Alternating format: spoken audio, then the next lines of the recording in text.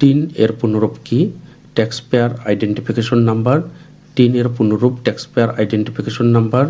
সম্প্রতি ব্যাংক আমানত বীমা আইন রহিত করে নতুন কোন আইন প্রণয়নের উদ্যোগ নিয়েছে সরকার? আমানত সুরক্ষা আইন।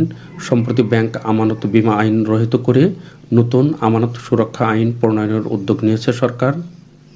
23তম ফিফা বিশ্বকাপ আসর কোন দেশে অনুষ্ঠিত হবে? যুক্তরাষ্ট্র, মেক্সিকো ও কানাডা। 23তম ফিফা বিশ্বকাপ আসর যুক্তরাষ্ট্র, মেক্সিকো ও কানাডায় অনুষ্ঠিত হবে। দেশের বৈদেশিক মুদ্রা আয়ের প্রধান দুটি উৎস। রেমিটেন্স ও রপ্তানি আয়। দেশের বৈদেশিক মুদ্রা আয়ের প্রধান দুটি উৎস রেমিটেন্স ও রপ্তানি আয়। অন্তর্বর্তীকালীন সরকার রাষ্ট্র সংস্কারে কতটি সংস্কার কমিশন গঠন করেছে? 11টি। অন্তর্বর্তীকালীন সরকার রাষ্ট্র সংস্কারে 11টি সংস্কার কমিশন গঠন করেছে। স্পেস এক্সের প্রতিষ্ঠাতা কে? Elon Musk. স্পেস এক্সের প্রতিষ্ঠাতা ইলন মাস্ক। বিশ্ব বাণিজ্যের কত শতাংশ পণ্য সুয়েজ খাল দিয়ে পরিবহন করা হয়? 12%। বিশ্ব বাণিজ্যের 12% পণ্য সুয়েজ খাল দিয়ে পরিবহন করা হয়।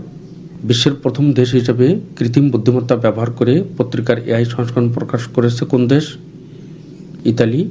বিশ্বের প্রথম দেশ হিসেবে কৃত্রিম বুদ্ধিমত্তা ব্যবহার করে পত্রিকার এআই সংস্করণ প্রকাশ করেছে ইতালি।